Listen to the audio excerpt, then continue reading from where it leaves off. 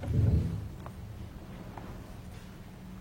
le Préfet, Monsieur le Président du Conseil général et sénateur, Madame le député, Messieurs les conseillers généraux, élus et présidents, Monsieur le directeur de la Banque de France, Messieurs les directeurs généraux, chers adhérents, chers collègues et chers amis.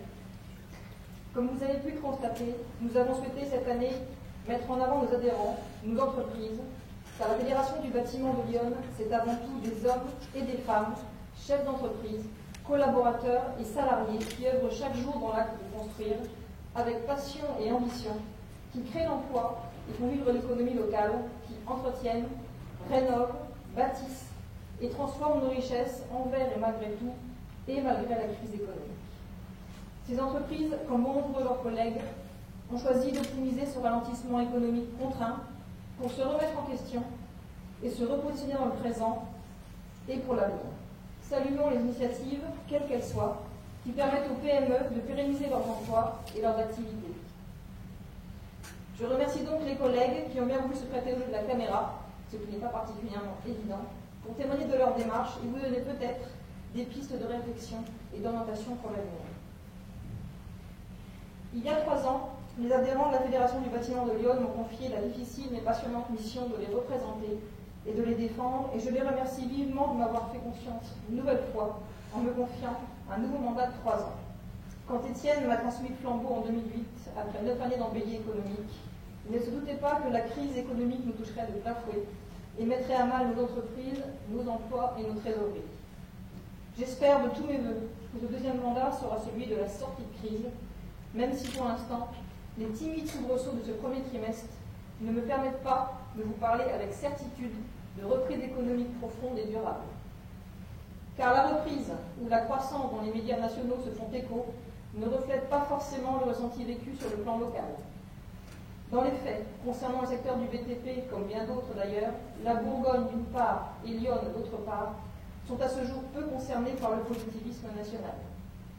Quand certaines agglomérations ou départements profitent effectivement d'un regain d'activité et d'un dynamisme économique réel, Lyon, qui malheureusement ne compte pas parmi les fameuses zones tendues, peine à redémarrer, ne bénéficiant pas des aides gouvernementales, subventions et autres incitations fiscales qui accompagneraient et accéléreraient le léger rebond de ce premier trimestre.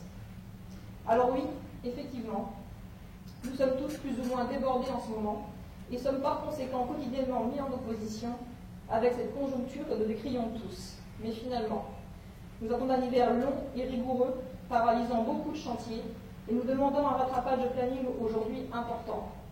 D'autre part, certaines opérations de logement social sont maintenant lancées avec un certain décalage pour rattraper les programmations des années précédentes, et le privé comme le particulier nous donne enfin son accord pour des devis chiffrés de longue date et mis en sommeil. Soit. Mais quelle certitude avons-nous pour l'activité des prochains trimestres ou celle de l'année 2012, année électorale où, nous le savons, tout peut arriver, où il faut attendre sans aucun doute des coupes franches et des restrictions budgétaires drastiques de la part d'un État en crise dont les dépenses doivent bien évidemment être réduites. Qui seront donc alors nos clients de demain?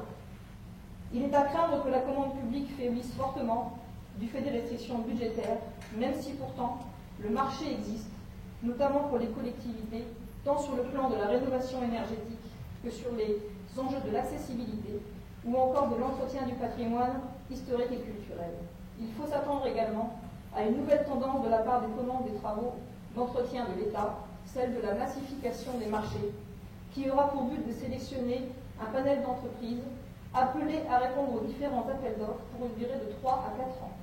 Il faudra donc être vigilant pour que les entreprises nationales n'enlèvent pas tous ces marchés de travaux qui nous génèrent finalement une activité non négligeable.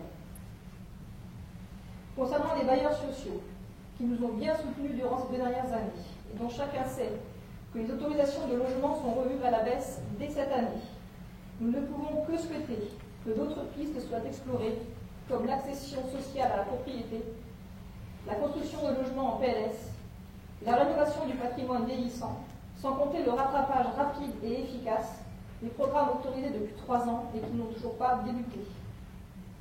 Pour le particulier, qui maintient son activité en volume global certes, mais avec des opérations plus modestes et donc plus nombreuses, il faudra adapter notre offre pour répondre à la demande de l'interlocuteur unique, qui certes nous contraindra à davantage d'accompagnement, de la recherche de financement à l'obligation de résultats énergétiques. La construction de logements individuels reste timide. Les primo-accédants sont encore trop peu nombreux à avoir accès au crédit, auprès des banques qui prêtent sans risque, avec bretelles et ceintures aux clients offrant de fortes garanties. Car même si on peut se féliciter de la mise en place et du doublement du PTZ+, on voit encore aujourd'hui beaucoup trop de projets sains avortés, faute de financement, à commencer par ceux de nos salariés, qui n'offrent pas de fortes garanties et qui ne bénéficient pas du système social quotidien. L'horizon reste sombre pour les prochains mois, et les sujets d'inquiétude qui nécessiteront notre engagement et notre action seront encore nombreux. Chacun sait, les entreprises comme les donneurs d'ordre, la responsabilité qui est la leur dans la justification des prix pratiqués en ce moment, bien trop bas, qui condamne sans mystère les entreprises à court ou moyen terme. Dans un contexte où les matières premières flambent, faisant remonter un indice BT01 en flèche, où les salaires réels ont été revus à la hausse de près de 6%, et où l'application des normes est chaque jour plus contraignante, il n'est pas concevable que les prix des marchés ne soient pas revus à la hausse et reprennent des niveaux décents qui permettront aux entreprises de préserver leur outil de travail, de production et de parier sur l'avenir par l'investissement et la formation des jeunes. Par ailleurs, la hausse du prix des matériaux, notamment ceux du cuivre, a eu pour conséquence la multiplication des vols sur chantier, pénalisant là encore fortement nos trésoreries. Face à la difficulté de répondre par la répression, une réflexion est ouverte sur le plan national au titre de la prévention pour créer un lot surveillance-sûreté dans les marchés. À ce jour, seule la vigilance et le respect mutuel des consignes de chantier permettent de limiter les risques. Préserver notre outil de travail, tel est l'enjeu prioritaire de chacun d'entre nous, afin de sauvegarder nos emplois et nos entreprises, souvent en difficulté de trésorerie, et qui peinent à se faire entendre des banques, peu enclins à soutenir l'économie locale. Dans ce cadre, et dans la mesure où le retrait d'Oseo en matière de garantie depuis le 1er janvier 2011 est effectif, le médiateur du crédit pourra vous accompagner auprès des organismes financiers afin de vous assister en amont sur le montage de vos dossiers. Certains d'entre nous ont malheureusement cessé leur activité cette année. Et quelle qu'en soit la raison, c'est toujours un drame humain pour les compagnons qui se retrouvent sans emploi. Et sur ce point, il est urgent de travailler en étroite collaboration avec les services de l'État et de l'emploi pour remédier à un problème récurrent, celui de l'inadéquation entre l'offre et la demande. Car effectivement, il est encore surprenant et agaçant de constater que bien que nous ayons perdu près de 600 emplois depuis 2 ans, nous ne trouvions pas de candidats à l'embauche dans les moments de reprise ou pour remplacer un départ à la retraite. Comment se fait-il, par exemple, que nos métalliers ne parviennent pas à recruter alors qu'une vingtaine de salariés spécialisés ont été licenciés il y a moins de 4 mois? Sans doute est-il nécessaire de réguler cette assurance chômage qui certes protège les plus démunis, mais qui, à contrario, n'est pas aujourd'hui un moteur à l'embauche, mais un frein.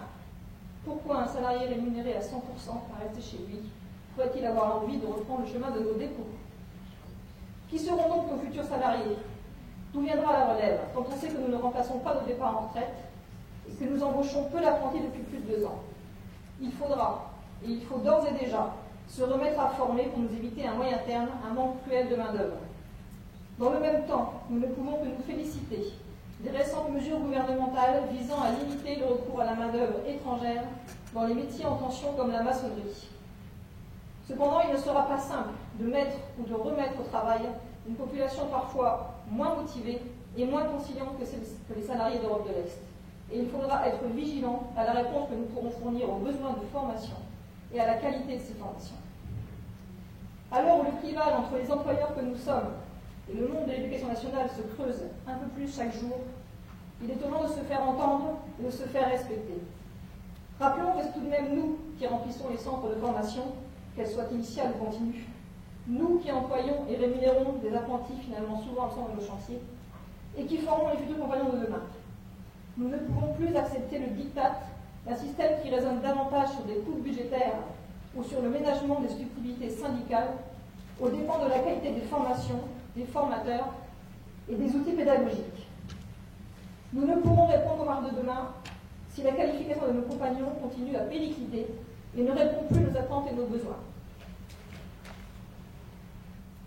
Il ne s'agit plus de savoir si nous avons perdu la main sur la formation professionnelle et son cortège d'inepties révélé par le paritarisme, mais il s'agit de savoir si nous voulons la reprendre et modifier le cours des choses.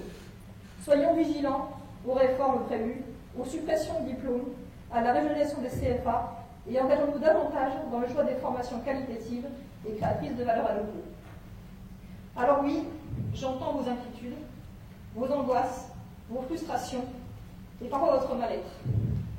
Il n'est pas simple, dites-vous, d'être patron dans une société où les dirigeants de PME que nous sommes sont assimilés aux patrons du CAC 40, exploiteurs de main-d'œuvre, bénéficiant de rémunérations RECAT 0 et plus, sacrifiant nos idéaux sur l'autel des profits et des stock options.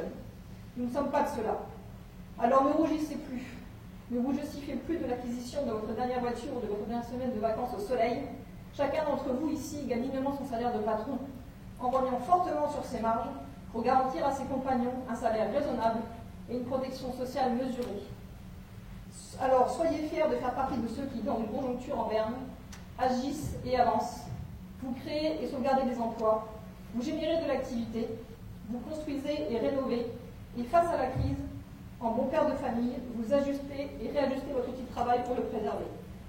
Je terminerai simplement en vous disant, soyons fiers d'entreprendre et de faire partie de cette grande famille du bâtiment, et continuons notre action avec conviction et dynamisme, chaque jour au sein des entreprises et de notre fédération. Je vous remercie.